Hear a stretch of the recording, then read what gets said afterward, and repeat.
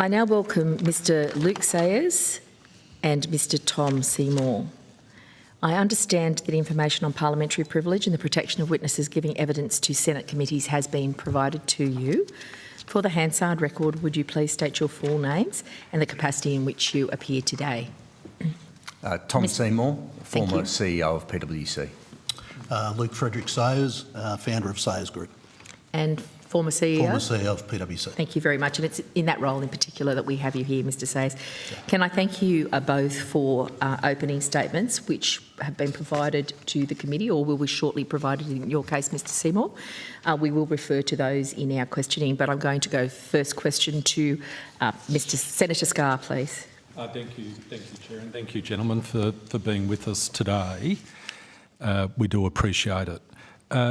Mr Seymour, did you have an opportunity to hear the evidence that was provided earlier today by Ms Beattie, former PwC General Counsel and partner of the firm? Yes, I did, Senator. Ms Beattie provided some evidence, testimony to this committee that she was deeply concerned with respect to a failure to follow protocols regarding the assertion of legal professional privilege under codes and policies of PwC and also under engagement letters. And she gave testimony that she was concerned about the role you might have played in relation to those matters. So I'd like to give you an opportunity to respond, especially given you've heard her testimony, to the concerns she raised and your perspective. Yeah, thank you, Senator. First of all, can I just start by just acknowledging that in my various leadership roles at PwC, things went wrong in the sense that PwC did not meet the expectations it sets of itself or others would expect of it. And I accept accountability for that to the extent that that happened when I was a leader of PwC.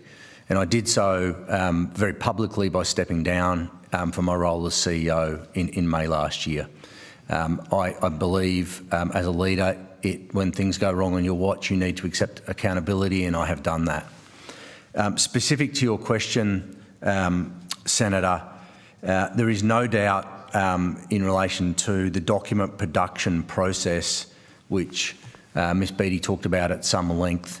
It was a very difficult document production process which created particular tension and frustration with the Australian Taxation Office.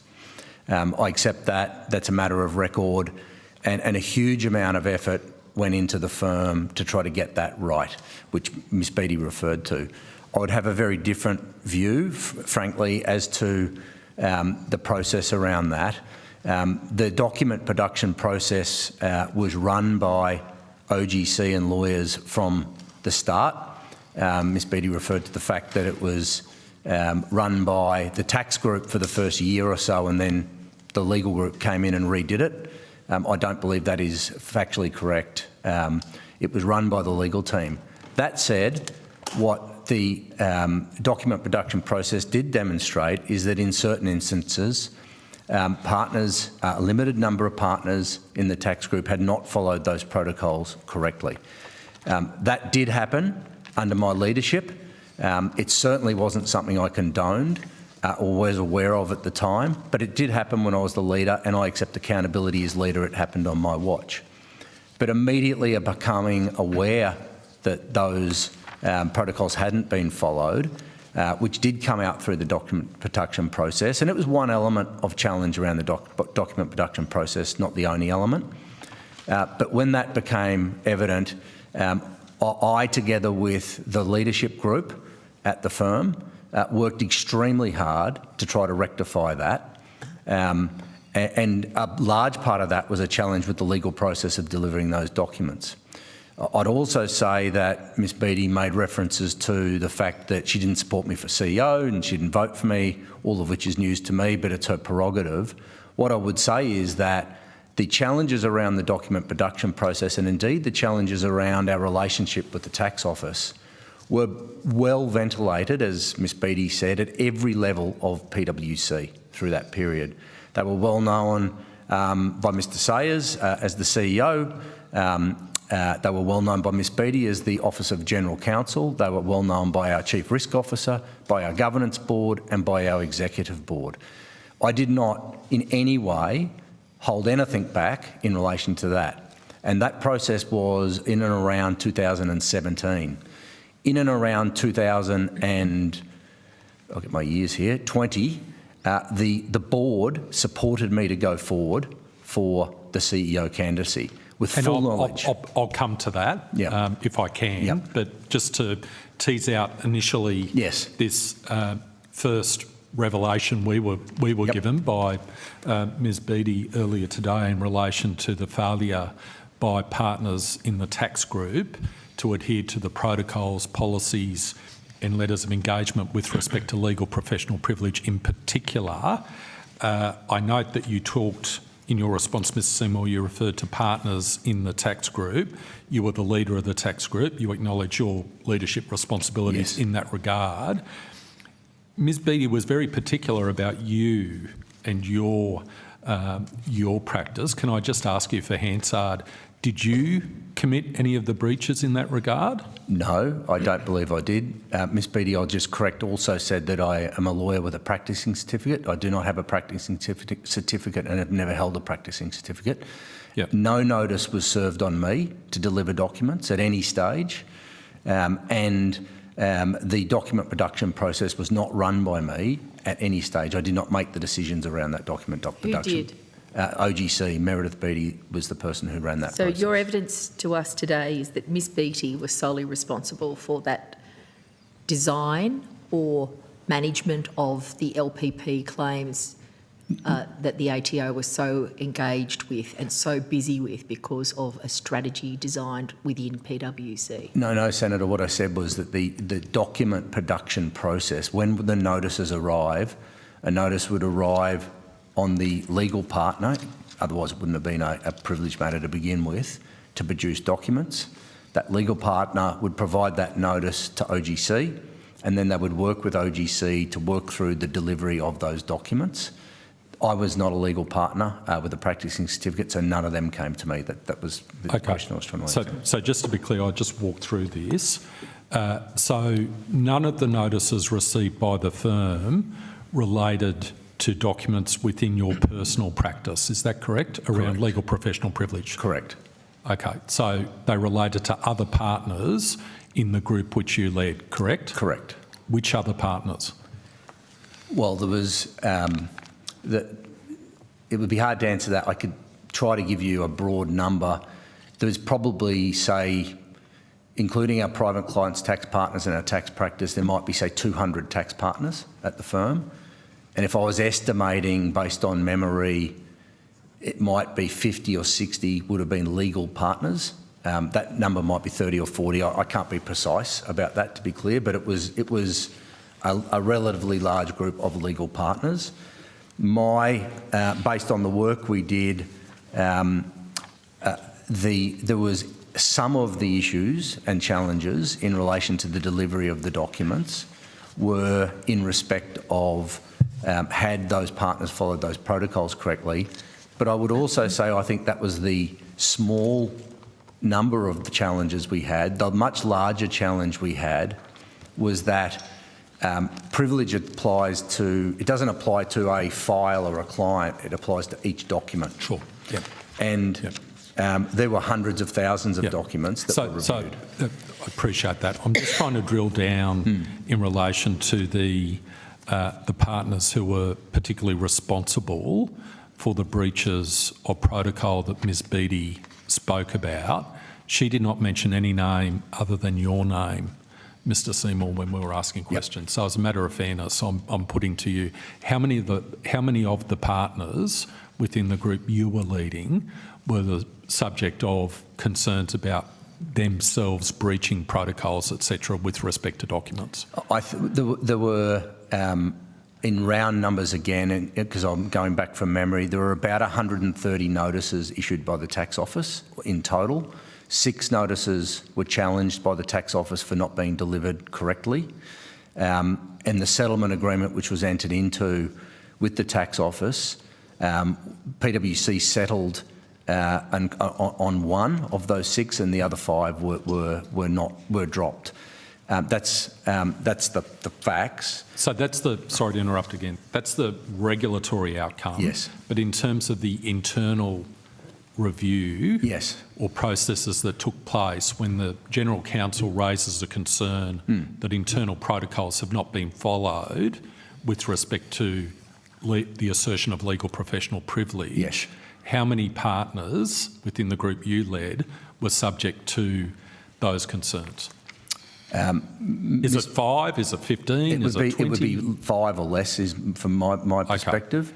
And when did you first become aware of that? When Ms Beattie raised it, so we first got, to answer your question, Senator, if I can try to answer that accurately, we first got the notices arrive in around late 2016, early 2017. By about mid to late 2018, we knew that there was a significant conflict around a number of those notices, and that's when I first became aware this was a real issue. So, I was asking the questions of Ms Beattie earlier today, and asked specifically if she had concerns with respect to you, because it's mentioned in the PwC statement of facts, and that is when she provided the information with respect to her concerns with respect to you in the context of this issue. She was very clear that from her perspective it was raised with Mr Sayers and that there were efforts, bona fide efforts to rectify the issue, yes, as we would expect. But she had grave concerns with respect to you, Mr Seymour. What were those concerns? I would have to defer, I don't know. I don't think she articulated that based on the evidence I watched earlier. So that would be a question for Mrs Beattie. Well, are you aware of any concerns that she had, that she voiced to you in relation to discharge of your responsibilities? There was it's fair to say there was tension between myself and Miss Beattie through that process. I was frustrated with the legal process, that it wasn't going quick enough and we couldn't deliver the documents faster and get them delivered to the tax office. I had a view we were being too legalistic with the document delivery process in a general perspective, and really that pressure or those dialogues commenced in and around 2018 as we were getting into the document production process. I had not had raised with me by my risk teams or Miss Beattie or OGC concerns in relation to the protocols on LPP prior to that date. Okay. Mr Sayers, what concerns did Ms Beattie raise with you with respect to Mr Seymour in the context of that issue?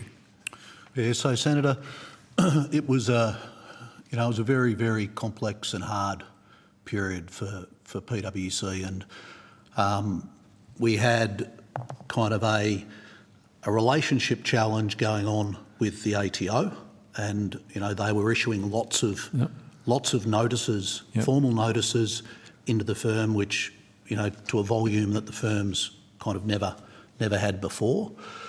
We had a tax business that was trying to navigate through sort of what was legal professional privilege, what wasn't legal professional privilege, who were the partners that have done the wrong thing, what are the accountabilities to those, that small handful of partners, and how do we do whatever we need to do to fix this, because it's non-negotiable. The rules are the rules. Fix it. Make sure going forward this cannot reoccur, and let's deal with the clean-up. And to the extent of PwC is 8,000, 9,000 people. It's a kind of a franchise of different partnerships. So that's why, Mr Sayers, I was very particular in terms of my question. Yep. Ms Beattie has given testimony to this committee that she raised concerns, in particular in relation to Mr Seymour. So I'm asking you, what concerns did Ms Beattie raise with you in relation... Sorry, I'll finish the question for Hansard. Apologies. What questions did she raise with you in relation to the discharge by Mr Seymour of his obligations in this context? Look, I don't don't recollect it, 6-7 years ago. We knew there was a problem. The ATO was being clear that there was a problem on this, and collectively between us all, we got to work. Well, Mr Sayers, I'm going to ask you now a number of further questions. I know it was 6 years ago, but this was a very significant issue, so I am surprised you would say that you don't have any recollection. Maybe if I can pursue questions in relation to the process leading to Mr Seymour becoming Chief Executive Officer, did Ms Beattie raise any concerns with you regarding Mr Seymour's accession to becoming Chief Executive Officer? Did Meredith express any problems or challenges? I think she expressed reservations. I think she expressed that, you know, we've got a challenge on our hands with the ATO. Did she say to me unequivocally, Tom Seymour cannot run for TSP? I'm trying to answer your question, Senator. But I don't recollect that. What did she say to you? If you can answer in the negative, you should be able to answer in the positive, Mr Sure. Sayers. Well, I mean, Tom was a high integrity leader. He's got 20-year track record at PwC. He had a large fellowship through the firm, not just the tax business.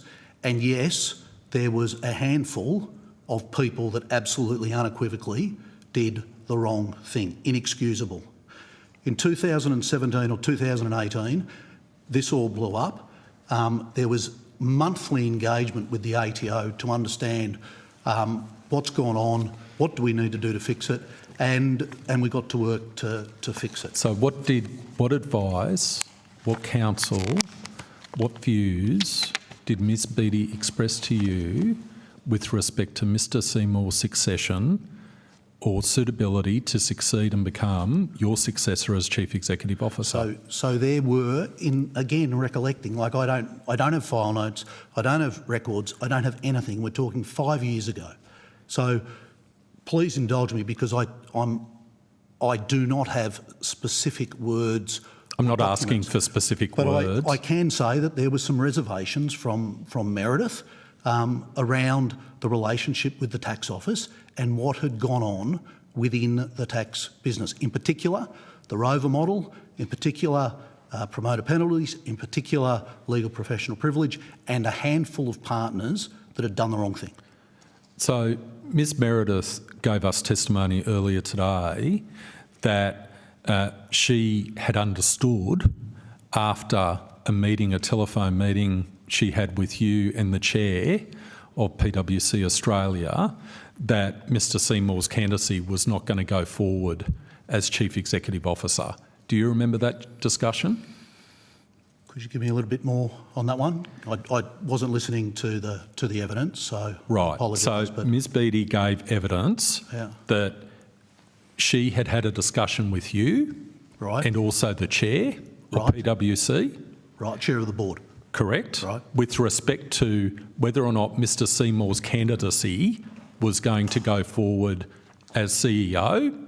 She has given testimony to us that she thought, after having that conversation, that Mr Seymour's candidacy was not going to go forward, and she was very surprised when, after that conversation, Mr Seymour's candidacy went forward.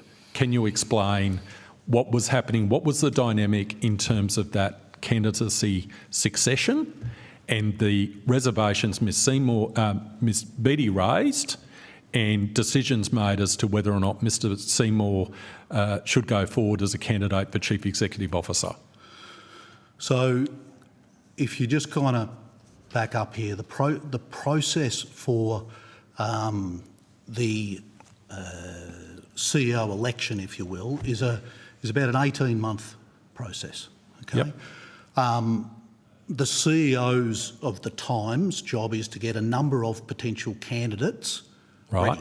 So there's work done with external learning and development firms, there's coaching done, all of this is done with whomever is shortlisted as a potential successor for the CEO.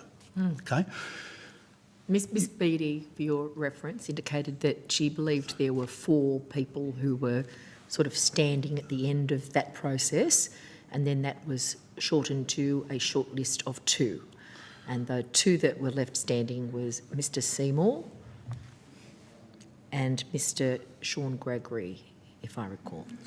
Right. Okay. So I think it started at 8, then it got taken down to 4, then it got taken down to 2, and the board runs a very structured process where the board is responsible for it. You'll appreciate this. The CEO is the feather duster and kind of on the way out, and the organisation is primed to pick whomever is the next CEO. There was lots of conversations at the board with regard to the feedback from the tax office, the 2017-18 period that caused such grief and so many issues, the huge amount of change and work that was done between 18 and 20, and on balance, the governance board made a call, also with input from Global, that Tom was an appropriate person to be put forward to the partners. I'm not sure exactly what call or what meeting Meredith's referring to there. Meredith's high integrity, so I don't doubt it. I'm not challenging Her it. recollections are quite lucid, Mr Sayers.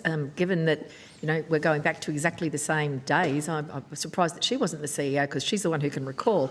So, in fairness, Senator, Meredith was still at the firm up until 12 months ago, and I left 5 years ago, and have not had access to records or minutes or anything. So I to will help have your a memory, recollection. Mr Sayers, she was mentioning a Friday, then conversations over the course of a weekend, and then action on the Monday. Does that trigger any recollections of conversations for you, Mr Sayers? No. That's But definitely there was board meetings. There was lots of board meetings talking about the potential candidates. 100%. Yes, our questions are about the final board meeting that ultimately signed off on Mr Seymour advancing, So that, and which is at odds with the recommendations that were proffered to that board by Ms Beattie based on her evidence today. I don't have a recollection of that. I do have a recollection that there was lots of conversations, and the board landed on a decision that Tom should be put forward to the partners, but what needed to be made clear to the partners was the ongoing challenges that the firm was having with regard to the ATO. And so I do have vague recollections about sort of how does the board communicate that to the rest of the partners, so the partners can make whatever voting decision they need to make with that knowledge there. Do you recollect her casting her vote? Do you recollect that? I don't.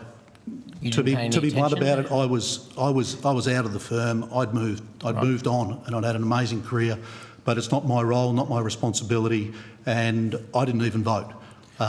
So from my perspective, I never got into a discussion with Meredith as to who she favoured, who she didn't favour. With all due respect, that's her. So this is news to you, how she voted? Total news. You've never heard that before? Never heard that. So, Mr Sayers, I just want to test this. You're at the pointy end in terms of a successor to the important role of Chief Executive Officer. You're down to 2 candidates, and the General Counsel, also one of your partners, is having in-depth conversations, this is her testimony, with respect to you and the chair of the board, with respect to the suitability of Mr Seymour to go ahead in terms of that election. Ms Beattie said she gave legal advice in relation to the suitability or the appropriateness of Mr Seymour going ahead as a successor to your position, and you're saying you don't have any recollection with respect to those matters. I don't have a recollection of any legal advice. Of course she provided input, just like of the 800 partners, probably 300 partners would provide input and perspective to the governance board on all manner of range of things. But at the end of the day, it's the board's decision to weigh up all of the good, the bad and the ugly, if you will, to make a call, Senator. And I don't remember the specifics of Meredith. Meredith and I were acutely aware of the challenges with the ATO. Jeremy had outlined sort of a whole smattering of different things, but he'd also said that since 2018 to 2020, he'd seen a significant change in Tom as a leader, and he had grown through the difficult period, and he was now being seen as a system-wide thinker. And so it's unfortunately just not black or white here. Oh, I'm not from saying my it is. recollection. I'm not saying it is, but when we receive evidence, testimony from your general counsel and fellow partner of such gravity that she'd given legal advice to you as the Chief Executive Officer and the Chair, and you're telling us you have no recollection. Is that correct? Yes, that is correct. I do not believe she ever provided legal advice to me as the Chief Executive Officer. She may have provided it to Peter Van Dongen and the governance board, but I don't recollect, Senator. Well, you're being very particular with respect to your words, which means I've got to be particular with respect to my words. Respect that. Yeah. So you're saying you don't have a recollection she provided legal advice to you as Chief Executive Officer. Are you aware of any legal advice she provided to anyone within PwC with respect to Mr Seymour's potential appropriateness to be Chief Executive Officer? I don't recollect. You have no recollection. I do not recollect any legal advice being provided. But if she said she did, she's high integrity, then I'm sure she did. But I don't. So she's got a better memory than you? Presumably. Possibly. Probably, yeah. Mr Seymour, were you, obviously this is a major event in terms of your career. Yes. Potentially being elevated Chief Executive Officer of PwC. From your perspective, were you aware of any of these issues occurring in the background with respect to Ms Beattie providing legal advice or any other advice to the board, to Mr Sayers or anyone else within PwC with respect to your suitability to become Chief Executive Officer? No. Did anyone raise it with you that Ms Beattie was raising concerns with respect to your elevation of Chief Executive Officer? No.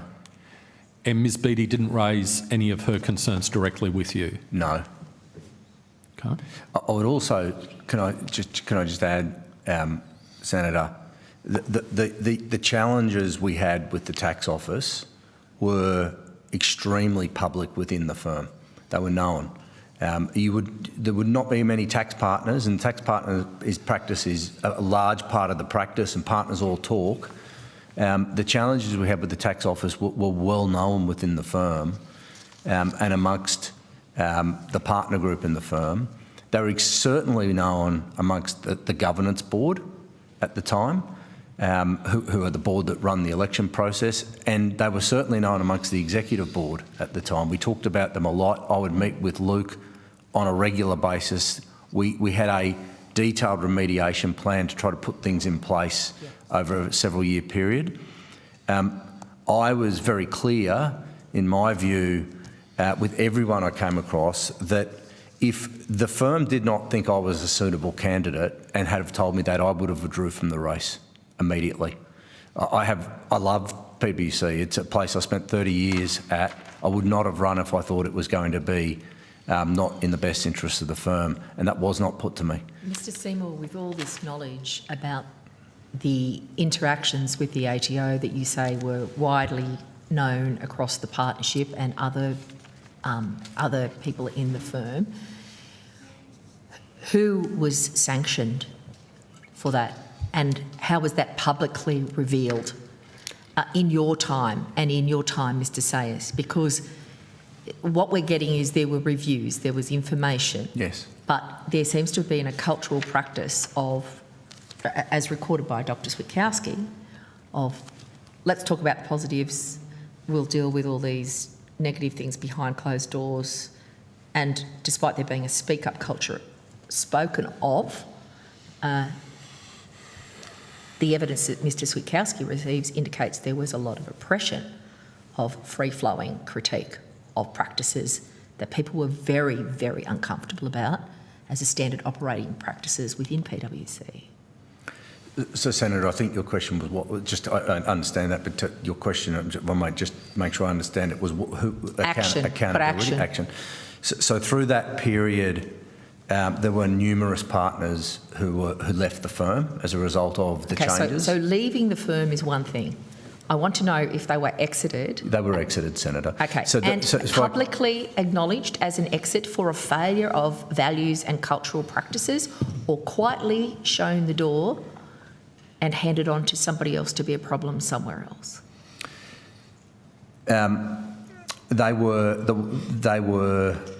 The honest answer, Senator, is it's a mix of both, if I was to be frank. And how many are we talking about, Mr Seymour? There were significant changes. Well, if I go back, a large amount of our problems emulated. So if we had 200 tax partners, roughly, and again, I'm estimating because I haven't got all the facts and I haven't been there for a year and I don't have access to records to tell you, but say there's 200 tax partners, there might have been 15 international tax partners. The vast majority of these issues emulated from the international tax practice. And within that 15, there were, somewhere between 3 and 5, there was 1 or 2 very clear partners that were a challenge, that were exited and had conversations, you need to retire from the firm. The partnership... And is this prior to Mr Peter John Collins' departure? Yes. Right, so you knew that this was a problem. You've identified 15 people who were particularly problematic? No, I'd say more like 5. 5. So 5 people who were problematic. That's in addition to partners who were later dismissed. That's a matter of public record. These are 5 who were embedded in the practice, who were in cahoots, perhaps, with Mr Peter John Collins. Was his mistake just to stay too long? Did he not get away quick enough? No, Senator. What was his mistake then? Well, and was it the same as the other 5 who exited more quietly? Mr Collins' mistake is the TPB findings said that he breached his confidentiality obligations with Treasury, and as soon as that finding was made and I received legal advice that was the case, we immediately, we being myself with my governance board, immediately went through the process to exit him from the firm. So, Chair, can I just want to hands, if I can, just before we jump off. So, Cairns, were all of the 5 members that you said who were exited, did you advise Cairns that you were exiting them for failures?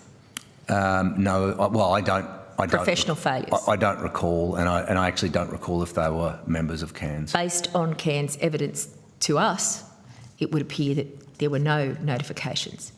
So is this a common practice with PwC? You undertake the review, you find a failure point, quietly just exit people and do not advise the professional association that is responsible for auditing, for the standards of the sector, and you don't advise Cairns. Is that your standard operating procedure at PwC when you dismiss people? Well, I don't know whether Cairns were advised or not in respect to these individuals, to be frank, whether the risk Mr. or OGC Seymour, can you team, name the individuals to whom you're referring? Well, Neil Fuller was one. He was probably the most problematic partner that was exited. Was he the one who designed the LPP technique? I believe so. Sorry, no, not the LPP technique. No. What did he design then? The MAL structure. Right, so he's particularly responsible for that. That was a pretty significant matter, and you're not aware of whether PwC advised Cairns? I'm not aware. What I would say on Mr. the Fuller. MAL structure, Senator, is that that MAL structure, which was put in place for 2 clients out of a very large group of clients. It was identified within the risk team within the firm as being a structure which, notwithstanding legally worked and was a correct piece of legal advice, if you want to use that terminology. It was a structure that was should not have been put in place. It was not within the intent of the law. and a process was put in place within the risk processes within the firm, once that was identified, to disclose that proactively to the tax office, and that hasn't been raised to date. Don't know why, but it was proactively disclosed to the tax office in about February.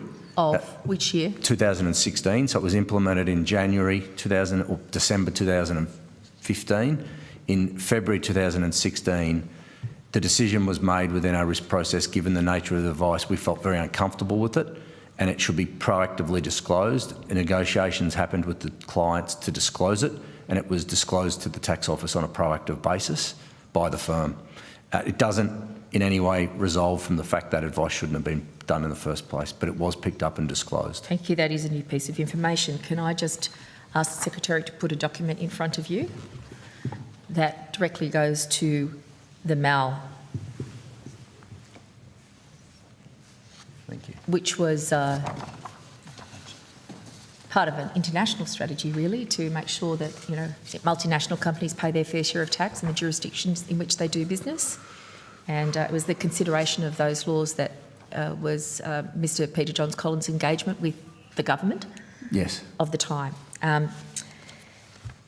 This document that I put in front of you, I just want to identify that it's got an aupwc.com address from one individual to another individual and CC to two further individuals. Did you write or receive this document, Mr. Seymour? I was a recipient of this document. Mr. Sayers, did you write or receive this document? No, not to my knowledge. Right. Mr. Seymour, you are you the person who was sent to, or you were just CC'd? I think I was the person that was sent to. Right. And who is the author of this particular piece? Paul McNabb. So if we just go through this document, which is, as you pointed out, January 6, you indicate in your most recent response that February 2016, you determined that there was risk involved in this and disclosed to clients in the tax office that this was underway. How long was Mr. McNabb with you, and what was his status and role? Paul McNabb would have been a partner for 20 years, if I was guessing, but long-term partner, and he was a partner in our legal team. Or he was a tax partner. He was a lawyer as well, so legal tax partner. Okay. Did he work with Mr. Fuller in designing the scheme? I expect so. I don't know the specifics, but I expect so. So in this document that I've just put before you, that you have seen before, presumably on or around the date that it was sent, the 6th of January, the summary of action is pretty concerning, Mr. Seymour. In total, we expect, based on fee estimates that we've agreed with clients, that revenue from this first stage of the MAL projects will be about $2.5 million. We've identified US tech 2 years ago representing a significant upside sector for the Australian firm. We were aggressive in telling these relationships they needed to act early, heavily helped by the accuracy of intelligence that Peter Collins was able to supply us and our analysis of the politics. We were first to them with innovative approaches to the problem.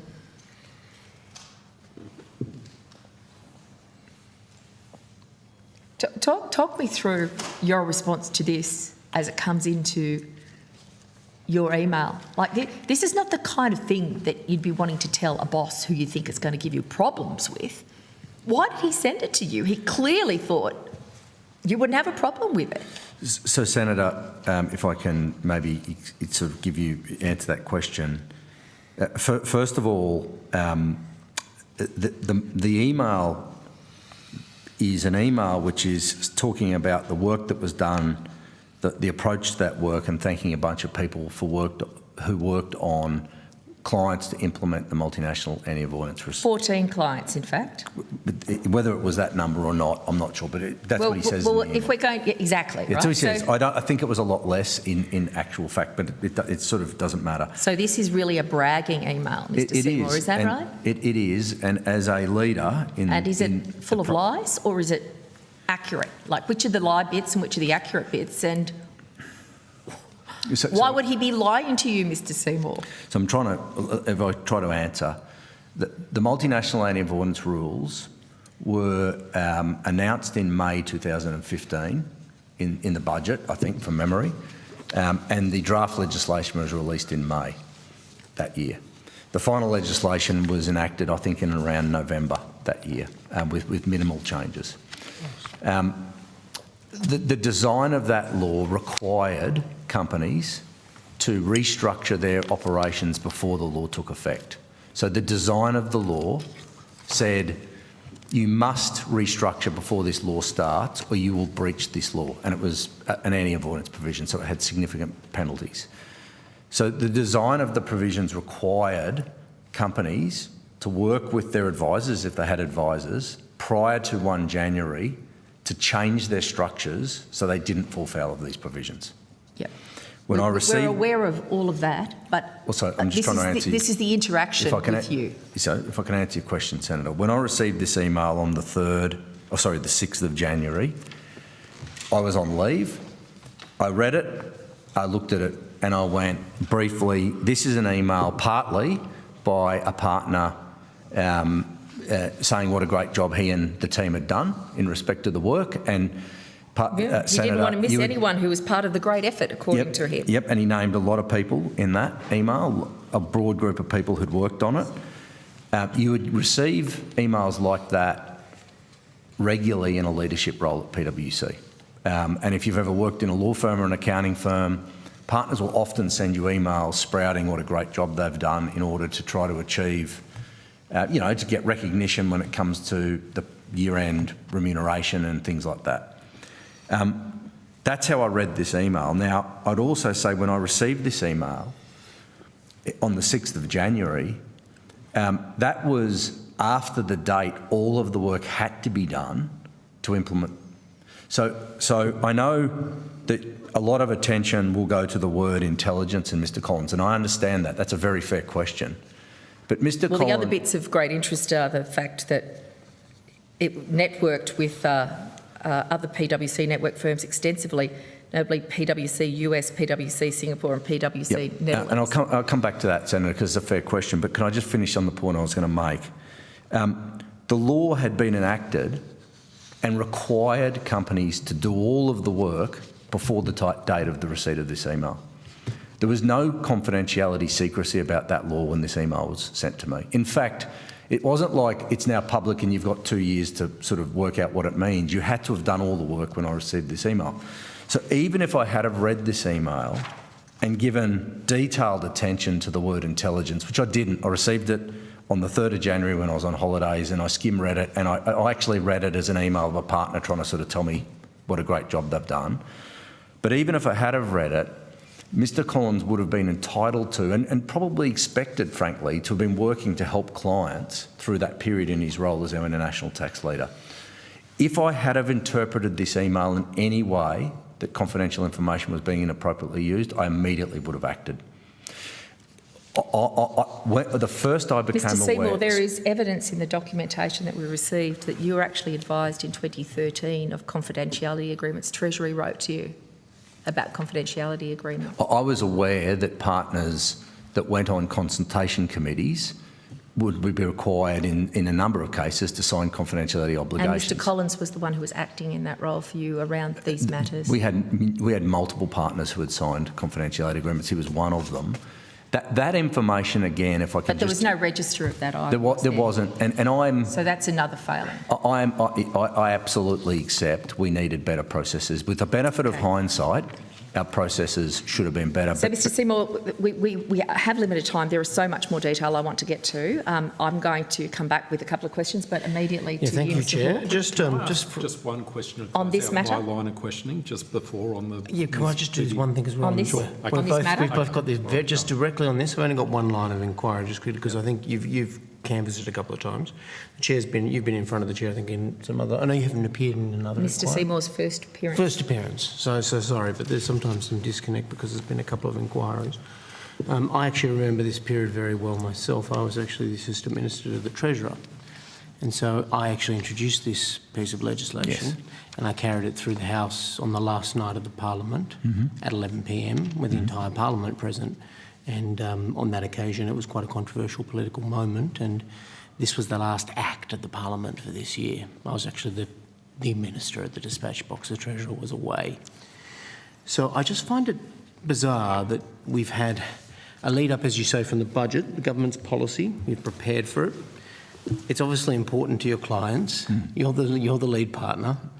You know this is coming. Yes. The government's been advertising that it's coming. You've got someone involved in it, but your defence is, and I think this is the question you need to address, you didn't read this email that it says here, it's spelt out here, that heavily helped by the accuracy of the intelligence that Peter Collins was able to supply us and our analysis of the politics. Now, there's more than one recipient of this email. So, I mean, what other interpretation is there of this in the context of this email? Well, first of all, I think, Mr Hawke, I'd go back to the key point that the email was sent sometime after the law had been enacted and was public and all the work had been done. So the Peter Collins providing intelligence to the team to work on it. Well, if it's public, what intelligence could he provide?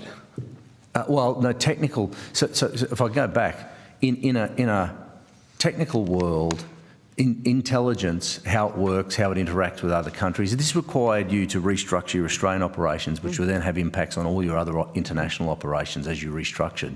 So I think the common approach to intelligence read in that context is a broad word. Now, I appreciate you could also read it one way, but how would that assist in any case? Because it was well... Can I take you to the statement of facts, which is a PwC document that is somewhat at odds with the evidence you're providing the committee at this point of time.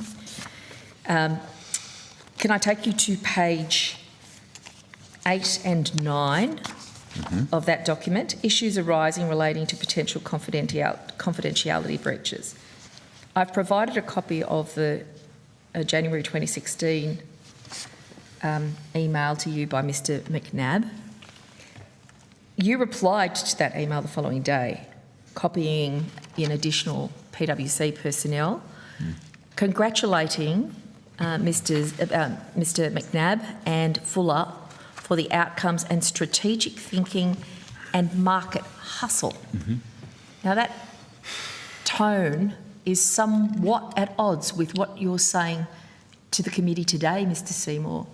Which one's the real Mr Seymour? The one who wrote the email or the one who's saying, I really didn't have anything to do with this? I'm not sure I understand that point, Senator. Let me make it clearer then. You wrote back to Mr McNabb after this document has landed in. You say you didn't read it properly, but you wrote back congratulating them on strategic thinking and market hustle. Yes. So what I said, Senator, was I read the email. What's and a market hustle? Can I? I'm trying to answer. I read the email as an email sent to me by a partner seeking to highlight the great work they've done in relation to this, and I responded saying, well done. We wanted our partners to be out winning clients. That was our business model. We did actually, we wanted partners to have market hustle. We wanted partners to build relationships in the market. That's actually, I would be amazed if any professional services firm could sit here and say that wasn't something you asked your partners to do. And I responded saying, I read the email as, we've done a great job winning all these new clients for the firm, and we worked over Christmas with a big group of people, and we worked hard and we were smart about how we went about it. And I responded along those lines, and that's how I read the email. And I think my response is consistent with that. And so, despite the claim that was made pretty clear there about Mr Collins and the intelligence that he provided, it's noted here that PwC has not identified any evidence to indicate that Mr McNab's email prompted any of the recipients to question whether Mr Collins or others had been involved in the improper sharing of information in relation to the introduction of the mail. It didn't prompt me, and it didn't prompt the other recipients. I wish it did, because I would love to have read it differently at the time and made further inquiries, because it's hugely regret we didn't. I would love the 2018 investigation that I asked for, and the first time I heard that there was a risk that Peter Collins breached his confidentiality, I asked Risk and OGC to investigate it, and I was advised by Risk and OGC he did not breach. I would love that not to have happened. But you were aware of what he was doing at the time, weren't you? The work he was doing, Peter Collins, when you got this email. You're the senior partner, you know what he's doing, you know the work he's engaged with? Not on a client-by-client specific basis. Not with the government? But in a general sense, yes. Government contracts aren't important? Or? Well, I don't think he had his relation. Mr Collins had been long involved, together with probably 4 or 5 other partners in the practice, on sitting on consultative committees for governments where they were subject matter experts. I was certainly aware of that, as were a lot of people in the firm, including OGC and Risk. And in these, we've got this unredacted email. I mean, a redacted email, I should say. And if this was unredacted, do you think there'd be anything else you'd be concerned about for yourself? No, Senator. You don't? No. Oh, sorry, Senator. No. It's fine. Can I ask if you have been in contact with each other or any of the witnesses in the lead up to the hearing today? So, Kevin Burrows, I have been in contact with. I think he called me maybe 4 weeks ago, at the conclusion of the alleged whistleblower work that was investigated, to say that that was all cleared. And then he called me again last week, asking whether I had been called, and I said I had been called, but I've got a clash with a fundraising event I'm doing with the Royal Children's Hospital, Yeah. and I don't know whether I can appear. And they were the only 2 occasions on which you conversed with Mr Burrows? That's correct. Did you discuss any of these matters that have been traversed today? It was simply about logistics. Mr Seymour?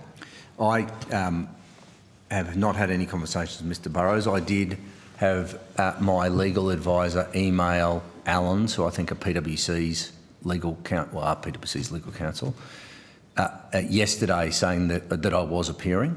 I only received an invitation on Friday last week to appear, and I worked through that process with the secretary. Well, my lawyers worked through that process with the Secretariat. When I knew I was appearing, which was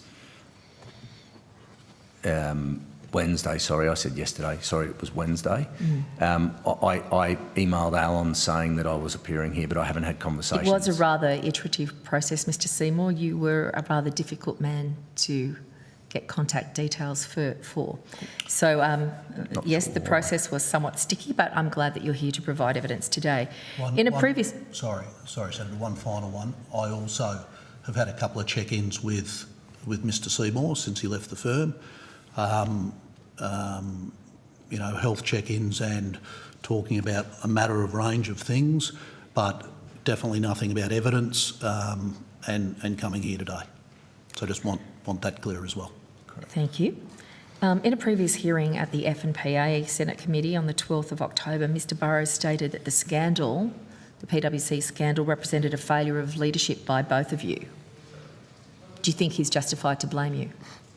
I didn't get a chance to read my opening statement, which I thought I would, but in my opening statement, Senator, which I think's been emailed through. It's been tabled now. Thank you very much. I'm very clear in my opening statement that I accept accountability, and as a leader, notwithstanding I absolutely didn't condone and wasn't involved in the issues, they happened on my watch, and I have to accept accountability for that. And I stood down from the CEO. I offered my resignation in advance of when I did stand down, and it was rejected. And when I did stand down, I did so in very public and difficult circumstances, and it's had a significant impact on me personally and the people I love. Thank you. Mr Sayers? Yeah, and similarly, last time I was here, I took accountability. I'm appalled with what's happened at PwC. 99% of PwC people are awesome, amazing, intelligent people, and it's tragic what's happened to so many people and so many families. And Mr Switkowski concurs with that view of most people being, people of talent and merit who want to make a good contribution. But he actually mentions the criticality of the role of the CEO. He mentions neither of you by name, but on the 71 mentions, he talks about the role itself. He talks about the tone from the top. He talks about a lack of checks and balances. He talks about proximity bias. I'm assuming you have both read Mr Switkowski's review. Yes, Senator. What's wrong with PwC that the CEO can be such a critical point of failure? I mean, you are the two former CEOs. So I want to be, very clear here, and I respect Mr Switkowski immensely. The review that was conducted and the findings that were conducted, and I talked about this last time in front of the last committee, Senator. It was at a point in time. For me personally, I had left 3.5 years earlier. And I want to say it didn't resemble kind of the firm or the spirit that I knew at PwC. And Tom will talk for himself. The spirit may be the case, but Mr Switkowski has made it very clear to the committee that he was not impeded by PwC in accessing previous documents. And when it comes to the governance of the board, he makes this recommendation at 3.2.5. The executive board meeting practices and decision-making are insufficiently formalised for the most senior leadership forum of an entity the size and complexity of PwC Australia. He says meeting agendas, which would be instrumental in terms of your role as a CEO, generally lacked detail on the reason for matters being brought to the executive board. Meetings do not appear to include the customary practices of reviewing and confirming minutes of previous meetings or discussing open actions. Inconsistent use of cover memoranda specifying the decisions or other actions required or recommendations. Interviewees reported that meetings of the executive board generally orderly and provided an opportunity for members to contribute, but there was also a recurrent theme of people finding ways to influence or make decisions outside of the room and relitigating decisions. So do you contest that evidence-based review by Mr Switkowski? From my perspective, yes. When I looked at Mr Switkowski's recommendations, of the 23 recommendations, I believe there was some 15 in place when I was the CEO of PwC. Further to that point, there were a number of recommendations because of the structure of the firm and needing to get a majority vote by the partners to get certain governance changes made, like at the moment we've got independent non-executive directors going onto the board. There is not a hope in hell that would have been voted on 10 years ago by the PwC partners unless there was a crisis like the firm has experienced. So, we'll send you Mr Switkowski's evidence today, and basically he said people were making, I don't want to verbal him, but this is my assessment, people were making so much money they didn't worry about it, they just let everything go. I disagree with that. From my perspective, there were balanced scorecards, there was quantitative metrics, qualitative metrics, people were making good money for good effort, but it was not egregious, and it was profit, and it was balanced with societal relevance and purpose. And so That's your evidence, I don't buy the spirit of that review, and it does not. You didn't buy it. PwC's current group did buy it. Well, all I can say is that's my perspective. And to be fair, Mr. Sayers, you did take up the opportunity to have a coffee with Mr. Switkowski and give him the benefit of your insights. Yep. However, Mr. Seymour, you did not accept an invitation from Mr. Switkowski to provide him with your insights. No, I did, Senator. He did not. That's no, not the evidence this morning. What happened was, I think I got asked by Dr. Switkowski, would I come to a meeting? My father had died, I think, that week, and I said, I can't come now. I then responded saying I could come, and Dr.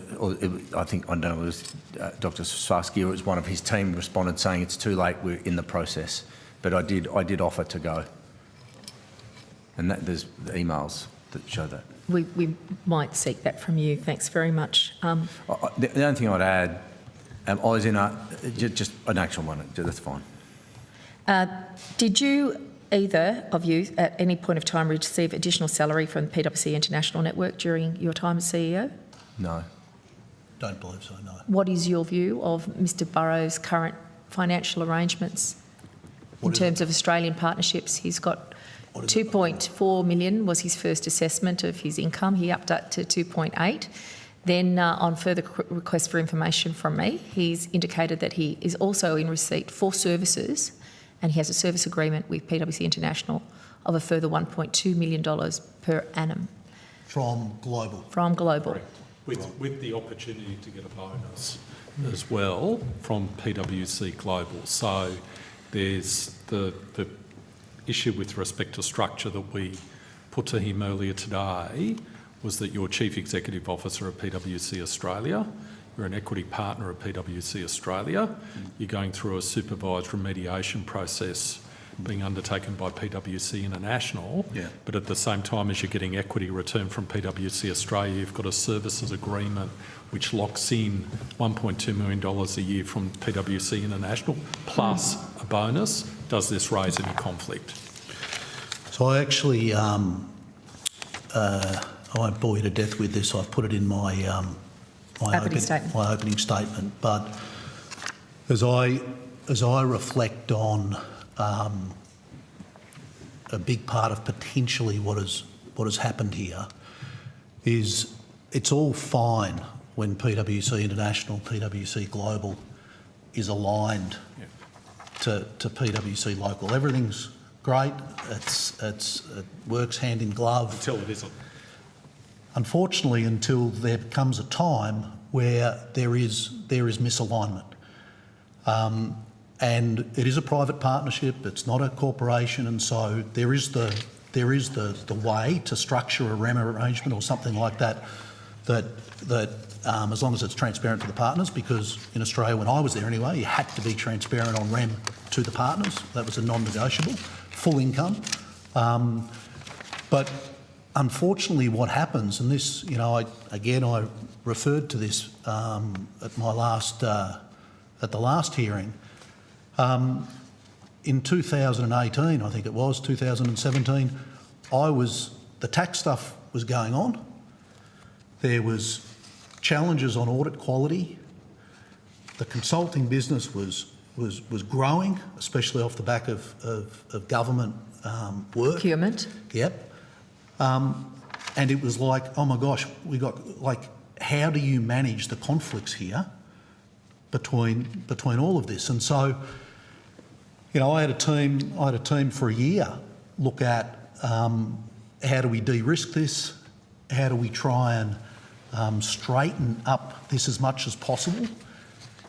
And the Australian, New Zealand and Southeast Asian Consulting Board, and that was a board, agreed that it was in the best interest to try and separate from PwC to de-risk, if you will, the model, eliminate the potential conflict risk, and just the size and scale and the way in which partnerships are versus corporations, they are partners that are grown-up, professional, joint and severally liable. They're not like a hierarchy within a corporation.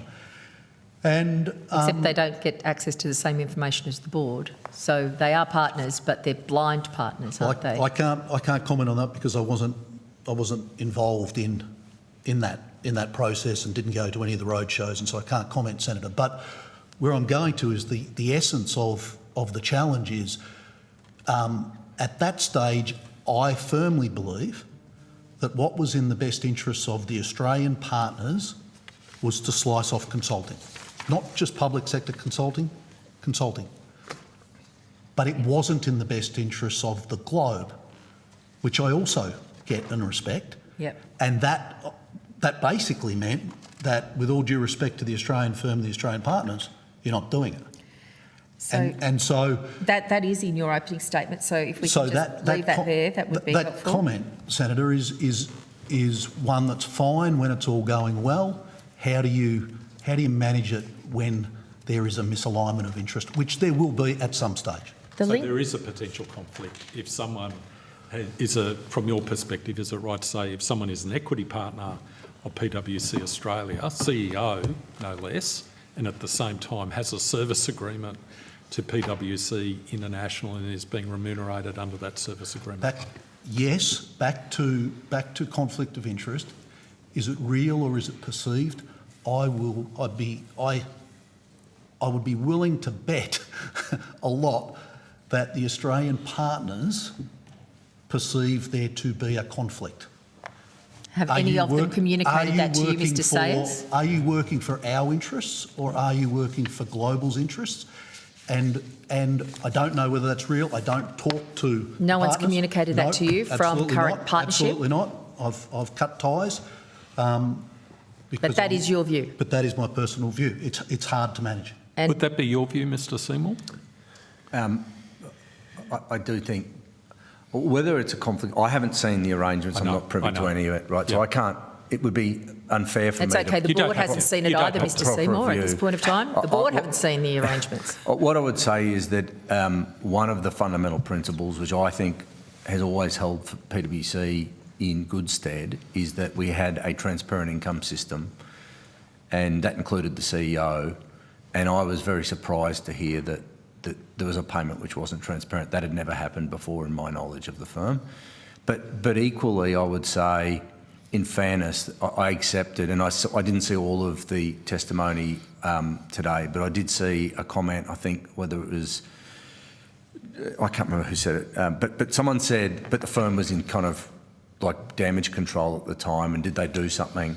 It certainly would not have happened in a normal sense. To suggest that the CEO would get a side payment from Global in my time as a partner, not a CEO, my 20 years as a partner, would be highly irregular. Do you believe, talking about international, that there are international partners who were aware of the Peter John Collins matter? There is a report, the Linklaters report, which is mentioned in the statement of facts, and Ms Stubbins refers to it in her evidence as well. Is it your view that the international partners should be on par with the Australian partners and have their names released? I've always found it difficult to accept that there seems to be a different approach. Because all the baddies are just down here amongst the bushrangers in Australia, and all the goodies live somewhere else in the world. Is that correct, Mr. Seymour? Look, I'm not saying there are. I'm not saying there are international. Like, I left the firm. Obviously, the firm has said there are 6 international people who should have known and should have acted. And my understanding from when I was there, the evidence I was provided based on the legal advice I was given, was that there were. I can't remember if it was 6. Sounds about right. Legal advice from whom? Through the TPB review. Yep.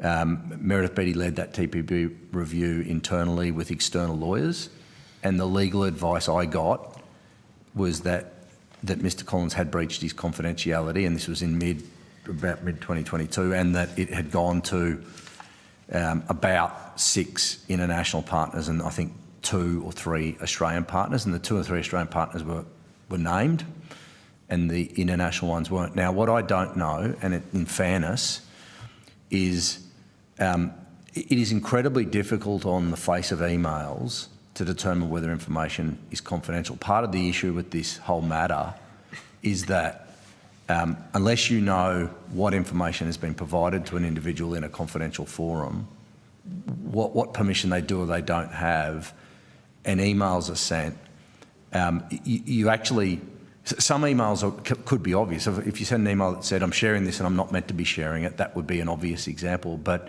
I don't know where We had plenty of those in the 144 pages. Well, yes, and I don't know which ones now those international partners are on, but I do believe there was a different approach taken.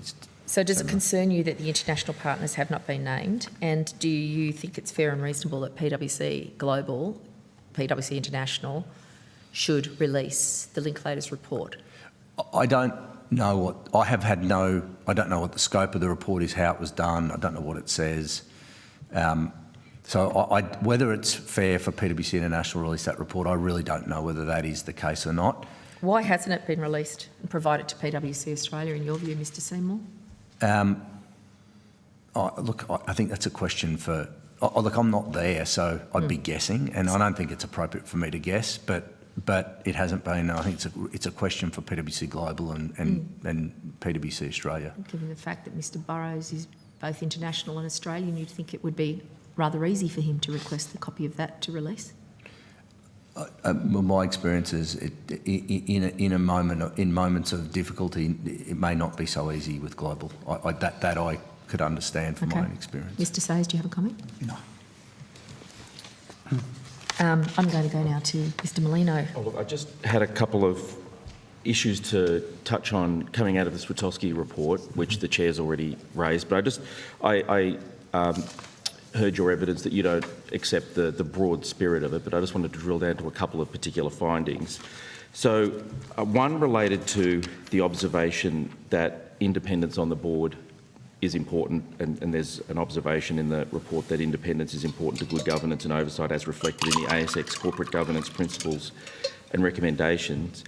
There's a statement that there is a relatively common view coming out of the interviews, wide-ranging interviews, that the Board of Partners lacks genuine power, some referring to it as ceremonial or relatively toothless, the overt collegiality between the Board of Partners, the CEO, members of the senior leadership team, and the perception that challenging senior leaders may risk repercussions in the remuneration and performance review processes are likely to be contributing factors. And part of what that led to was a recommendation that there be 3 and possibly even a majority of non-executive members on the board. What's your response to that particular recommendation that that board composition be strengthened in terms of its independence? So from my perspective, I think it's a great move. I think, you know, well done to the partners that have backed it in and voted in favour to make it happen, because it would have needed a vote by the partners, and I think it's a strengthening of the governance, and so you know, to be blunt, I wish I could have done it 10 years ago. So that one you think would have helped? I think it would have helped. Governance back in that time. You know, it's like all private partnerships. I think some external blood and external perspective, external independence is good, as long as they're the right external people that have the right substance. So I think that's a positive move. And would you? I would agree with that. And another issue that was raised was the role of the CEO. So we've already touched on that a bit, but one of the recommendations that's made specifically is that the board have more of a role in being able to replace the CEO. I understand that part of the culture of a partnership, or most partnerships, would be every partner has a role in the election of the CEO, but you would have observed through the report a number of observations about how that can become problematic. What are your observations about the way in which the appointment or accountability of the CEO to the board could be strengthened? I think the firm undertakes a deed review every, I think it's 5 years, and it did that about a year ago, before obviously the challenges the firm faced. And one of the points that that deed review considered was should you change away from an election process to an appointment process. Mr. Sayers referred to before, you have to change the deed. You have to get I think it's a 75% vote from memory up of partners. And the reality was, whether you thought that was a good idea or not, it never would have been voted for a year ago, let alone. But I think in the current circumstance it will be. But it equally, which PwC are doing, and I think that PwC actions they're taking are very good actions, and I think the report raises a lot of really good points. But you need to have a board that you then elect, that is elected for the purposes of they will appoint a CEO. Therefore, you needed a new board. And PwC have reconstituted the board because you're electing people for a very different purpose in that regard. So my understanding from the press is that they've re-elected a new board with the clear mandate that board with the independents added will appoint the CEO. And I think that's actually a very good change. And I think it's a change that they were able to make because of the circumstances, but it would have been a very difficult change to make in the normal course. And then, sorry. Yep. Mr. Sayers, did you want? All good. Yep. No, and just a couple of questions on conflicts of interest. This has come up a lot, and it does seem to me that this is an increasingly difficult issue to manage given the scope of services that are now being offered by a lot of very large professional service firms. So I think it's fair to say that PwC, since all of these incidents, has separated from a large chunk of its government advisory services. That's obviously a way of PwC managing ex post what happened.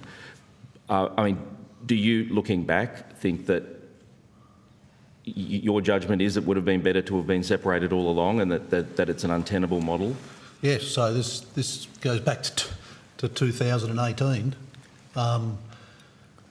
There was a decision made locally that it was in the best interests of the Australian partners to separate the consulting business. Not just the government, public sector consulting business, the consulting business. And that structural separation. And Mr. Sayers gave evidence that the value of that at the time, based on his work, was $1 billion. There was a year review. We thought it would improve audit quality and focus on what we needed to do around making sure that we do the absolute best job to protect the capital markets, and that's a role of the audit function, and not to cloud it or potentially conflict it with the role of an advisor. And so that decision was made. I firmly believe, and the industry will hate me for saying this, but I firmly believe that it is inevitable at some stage all of the Big Four firms will be getting rid of their consulting business in some way, shape or form.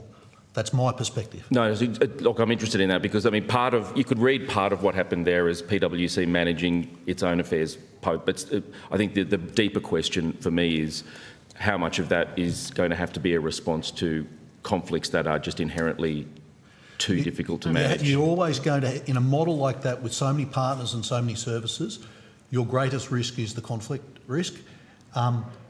Removing a consulting business from it does not mean that there are no more conflicts. There will be conflicts, but it's a much more manageable proposition, which a much straighter purpose of societal benefit than clouding both advisor and audit, in my opinion. And last question is, you refer in your opening statement to the fact that consulting firms might have annual reporting obligations to report on work done and revenue received from government. But there is a deeper question there also about the fact that partnerships have much lower reporting obligations than corporations, for example, of similar size, particularly listed corporations.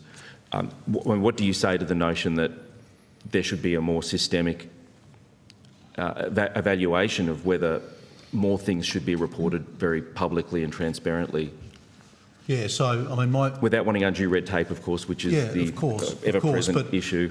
Within the model of a Big Four organisation, are you a global or are you a local? Well, you're kind of a bit of both, because you've got local responsibilities, but you've also got network responsibilities. Within the model of a local firm, you're regulated through ASIC for the audit quality audit business, you're kind of regulated within the tax business by the TPB and the ATO, and then in the advisory business, often it's not clear as to the regulatory kind of model over the top of that, and so and oftentimes services and client issues go across all of them, right? So without a shadow of a doubt, there is a more transparent model. There's either an added responsibility for ASIC, or a new body set up, or there's a decoupling of the various businesses that are trying to do everything into more streamlined businesses. But I gave evidence back in 2018, actually, to you, Senator, under the audit quality inquiry, that that was my personal perspective at that time, and it hasn't changed. And we are 6 years on. Thanks. Thank you. Can I go back to 2017? What was going on? I mean, what was your role at that time, Mr. Seymour, just for the record? In 2017, I was head of financial advisory. And Mr. Sayers? CEO. What was going on inside PwC with you two in very senior leadership roles that was allowing the sharing of confidential information to happen so frequently?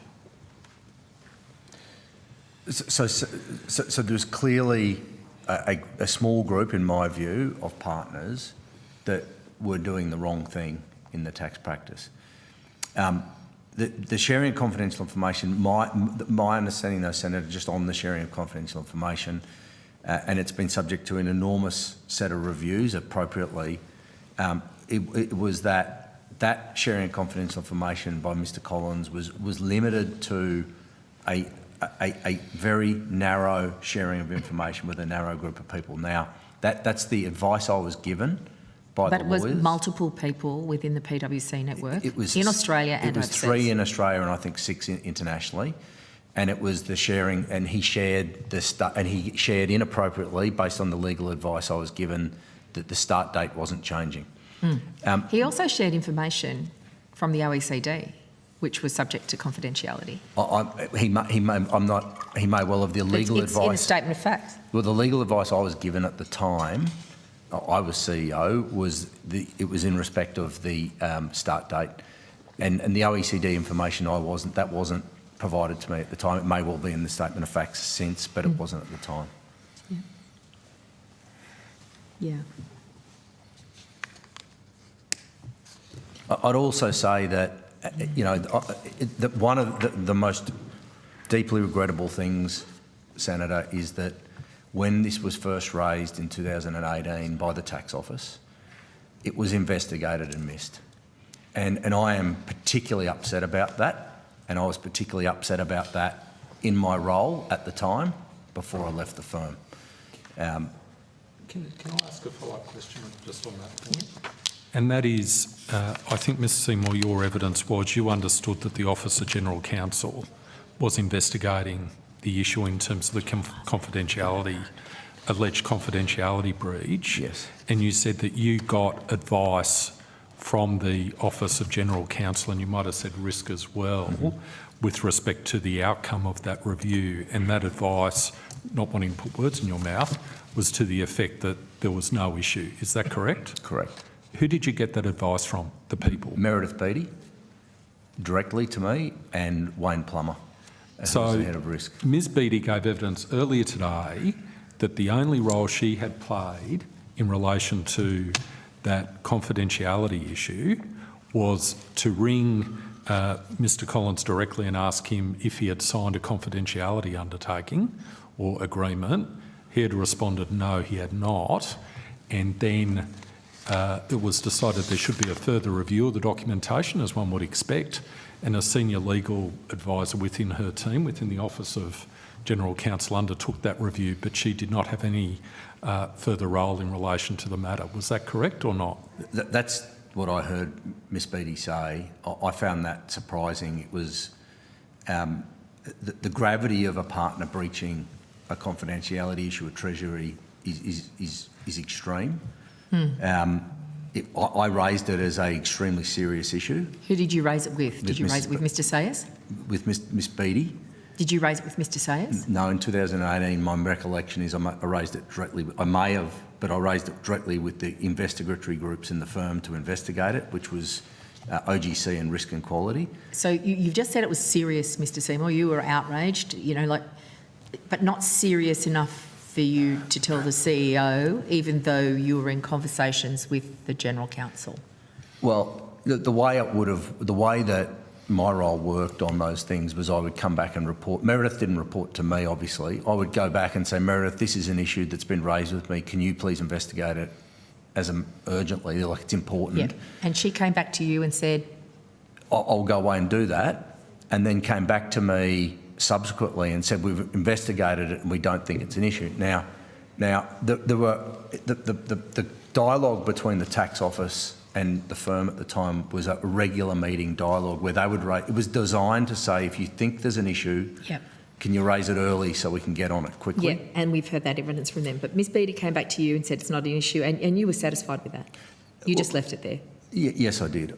And I regret that to this day. Well, Mr Seymour, the other thing Ms Beattie said in response to a question from the Chair earlier today, the Chair asked Ms Beattie, whose brilliant idea was it then to institute this as a strategy? But because it was clearly a strategy, who was responsible for signing off and determining that PwC would seek to frustrate the Australian Taxation Office by claiming legal professional privilege in a manner that you've described as not following protocols? Ms Beattie replied, probably I would frame it differently. I think the issue is who was it within PwC who chose or permitted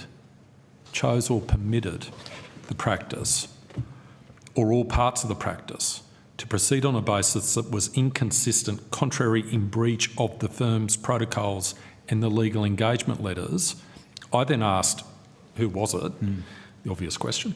And Ms Beattie responded, the leader of the tax group at the time was Mr Seymour.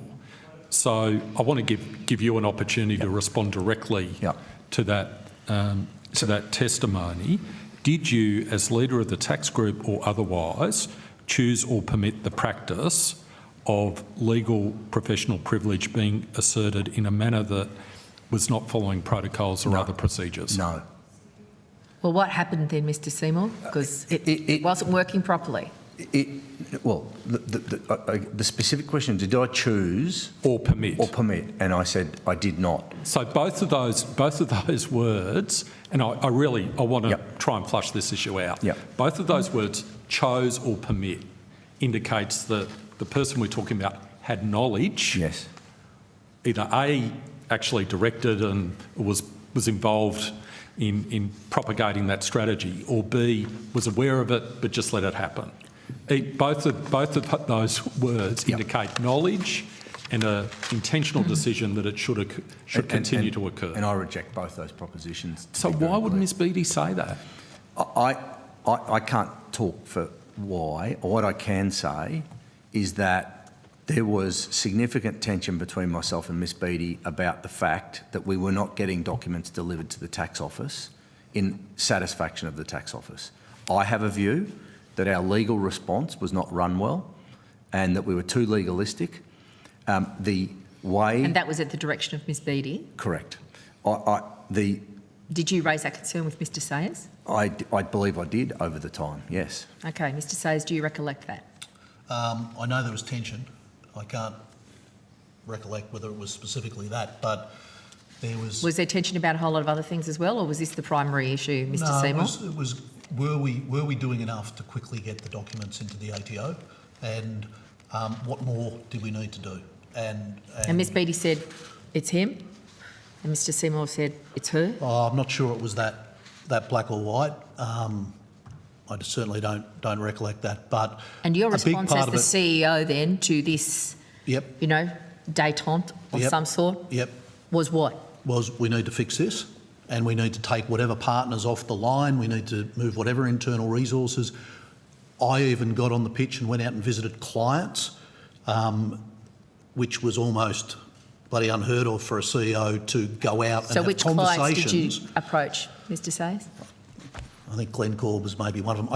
I can't recollect, but I remember going to a number of clients because a part of the issue here was it wasn't the firm's legal professional privilege to forego, it was the client's, and the client needed to give permission. And so there was a massive exercise to go and talk to clients, which you can imagine how difficult that was. And the clients weren't welcoming that response from you, Mr. Sayers, that you had to go and talk them into releasing documents? It was varied across. I didn't go to all clients, And is that but because, all I'm saying... Well, Senator, I want to ask, was that because the advice that they had been receiving from PwC as clients of yours was that we've got all this covered, it's all got LPP all over the top of it and the ATO can't get near it?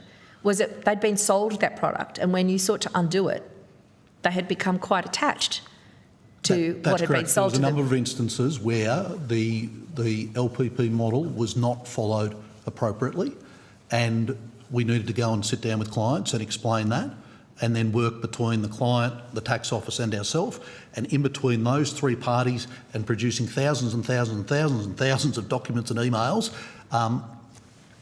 it was a full court press from Meredith's team, Tom's team, risk and quality, and basically we were trying to free up the resource to do whatever we could. All of that resource problem was generated by 5 amazing individuals who were able to create that much havoc inside PwC.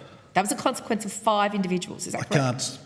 I can't speak to the numbers, that's better for Tom, but a small handful, yes. Well, Mr. Sayers, if you can That's a ask this problem. question, I just want to close this out. Yeah. So, Mr. Seymour, I put Ms. Beattie's allegation to Mr. Seymour, which I think is fair to do, given it's on the public record. So, Mr. Seymour's had an opportunity to respond.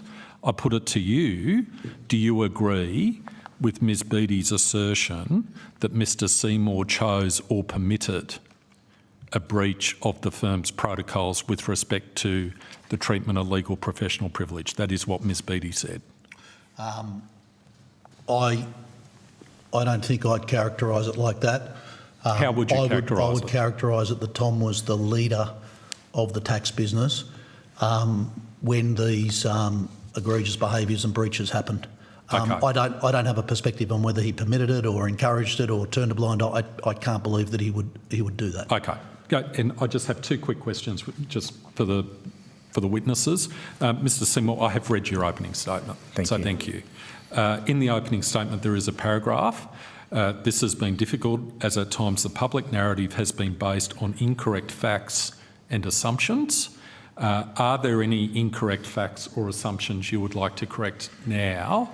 And can I invite you on notice, if you would like, especially after having a chance to review the evidence today, to provide us a response to any matters and provide any corrections you believe from your perspective should be provided? Look, I am probably referring to there's been unprecedented media reporting and in a world whereby a large part of this is subject to tax secrecy provisions accordingly, it sort of gets, pieces get sort of added in consistently.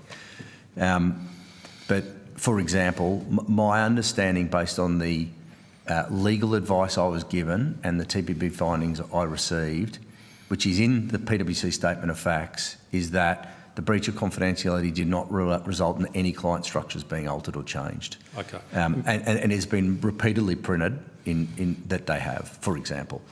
There were registrations, though, of different company structures that are on the record. They may not have completed, but they were advanced, Mr. Seymour, based on the evidence I've read. They were never implemented. There were No, two. to be clear, they were advanced, and they were advanced as design opportunities that were created by PwC staff. Not in respect of the not in respect of the confidential information that was shared. The confidential information that was shared, my understanding, based on the legal advice and the PwC statement of facts, is it was limited to the start date. So that would not, the MAL structure which was put in place, which should not have been put in place, which when it was found by the firm was self-disclosed to the ATO to shut it down effectively, did not relate to the sharing of confidential information. That is all, I got that advice consistently throughout my time at PwC. That's as an example. But the sharing of confidential information and skating close to the wind constantly seems to have been the practice of this tax division. I don't believe that's the case. I don't believe sharing of confidential information was a broad practice at all within the tax division. Can I just ask a similar question then? I mean, so you accept it did occur, there was confidential information? Yes. You accept that? Yes, Mr. You yourself accept that? Yes. So do you believe that's the only time that's ever occurred, or it's possible it occurred on other occasions? It's possible, but possible. I don't believe. I haven't. It has been the amount of review of the correspondence of partners have been on these committees. But you have to accept, and I think you're in an impossible position, that if someone's done it at this scale and had the relationships to do it, they could have done it previously and you would be unaware of that. That would be your position. They could have done it previously. But in this case, if you reread this email, that we go back to the email about Mal, and you carefully read it, is it possible here that there has been access to some confidential information? It's possible, but the detailed reviews undertaken did not provide the advice to me that they Sure, had been. but it's possible. It's possible. And then in relation to the recipients, I just want to ask you a question there. So the two CC'd recipients, do you remember who they were? No, I don't recall. Is it possible it's any of the three that were involved in this, the three partners that you mentioned in Australia? I don't believe so. No, but I don't. But you don't know, so you really couldn't tell me that. No, But well, is it sorry, possible? I don't recall. But I'm trying to think back to now. Like it would more likely be other leadership people they were trying to trumpet their successes to, versus other people in the field. But I don't know. But just going back to this Mal issue, I read this email again and carefully, and I've paid a lot of attention to communication, written communication of this. It doesn't. Sorry, really... can I just go back? Yeah, of course you may. Just looking. Is it which? I just want to make sure. This is how did all that Mal stuff turn out? ? And then it says : our first, and then it's got in parentheses North American project. Even the heading is very sorry, suspicious. I do know who that... Sorry, Yes.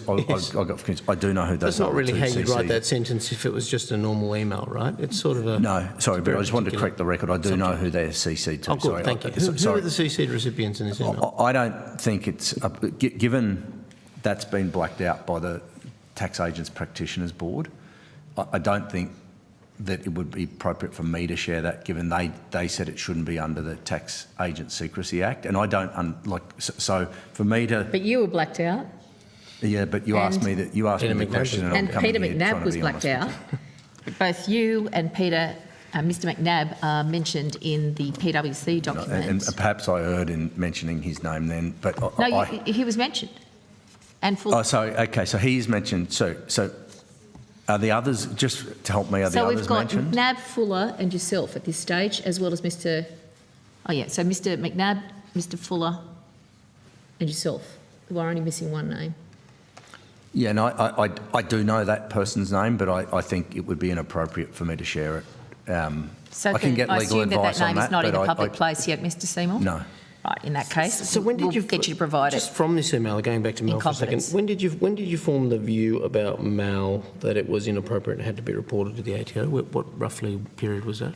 Oh, I think it was in early 2016 when I can't remember exactly how it arose, whether it was brought to me by the risk team or it was in a conversation that the structure looked artificial, but it certainly was something that was identified by the practice and action was taken on it immediately. Do you think if you had read this email very carefully and recognising where we don't have 50% of this email, that you might This have got email, that? I have seen the unredacted bits, obviously. It doesn't talk about We that haven't, have particular we? structure at all. No, we haven't seen it. We haven't seen the It doesn't unredacted talk file. about that structure at all. It names other people, teams for the work, but it doesn't talk about specifics of any structures. So can I just pick up on those dates? We're talking January 2016. I think in your earlier evidence you said, we know that you wrote an email the next day in response, encouraging, celebrating the hustle, the market hustle. but by February you've changed your mind and you're doing something else. Then we've got... I haven't, Senator, could I just clarify? I haven't changed my mind in relation to saying thank you to a team that's worked really hard and won clients. No, but you changed your I mind changed with my mind in regard to... respect of one specific structure. Which was... This structure. No. This email is not referencing any structure. It's not referencing the structure. But in 2016, February, you took some action. Yes. And you engaged with the ATO. Yes. That is your evidence. Yes. And it's related to this email. No, it's related to, well, indirectly it is. It's related to a structure done for Mal. Okay. So